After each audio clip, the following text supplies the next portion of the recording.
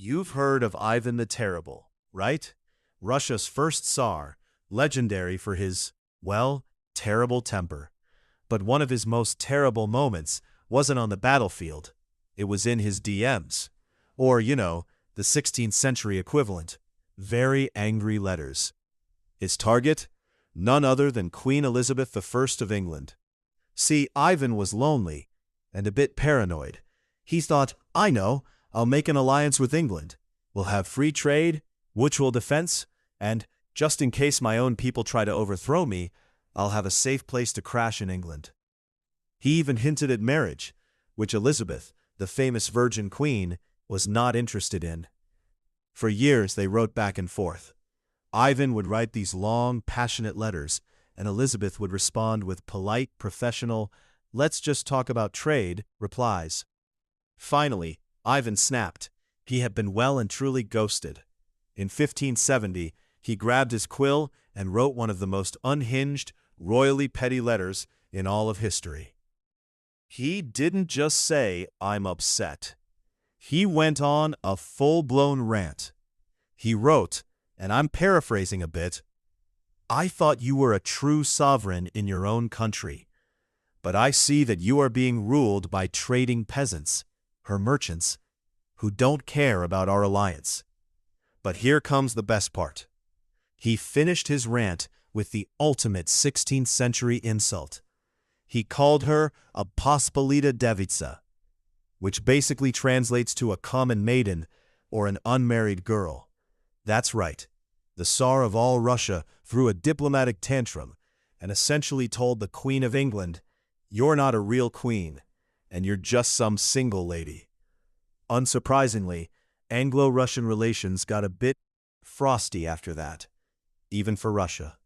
And that's the story of how Ivan the Terrible tried to cancel Queen Elizabeth I for leaving him unread. What did Charles V, Holy Roman Emperor, mean by I speak Spanish to God, Italian to women, French to men, and German to my horse?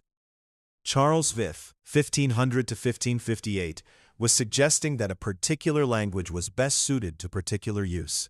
Spanish as the language of religion, Spanish Inquisition, from 1478 intended to maintain Catholic orthodoxy. Italian as the language of love. French as the language of diplomacy and of many royal courts. There were few women engaged in diplomacy at the time. German as the language of empire, of which the horse represented strength and conquest.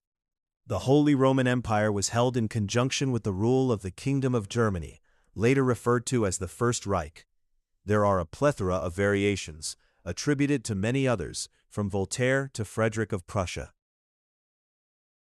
I speak English to my accountants, French to my ambassadors, Italian to my mistress, Latin to my God, and German to my horse. I speak Spanish to God, Italian to women, French to men, and German to my dog.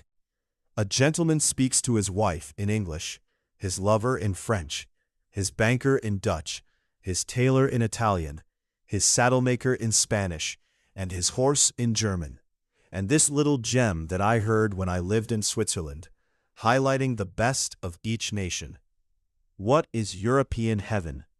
English policemen, French chefs, Italian lovers, German engineers, all run by the Swiss. There is an equivalent European hell, but it would surely give offense. By the way, Charles V did speak several languages. He was fluent in French and Dutch, later adding acceptable Castilian Spanish, which Charles indeed called the divine language. He also gained a decent command of German, though he never spoke it as well as French. Thanks for watching Curious Chronicles. It means the world to us. Don't forget to hit that like button and drop a comment with your suggestions for what you want to see next.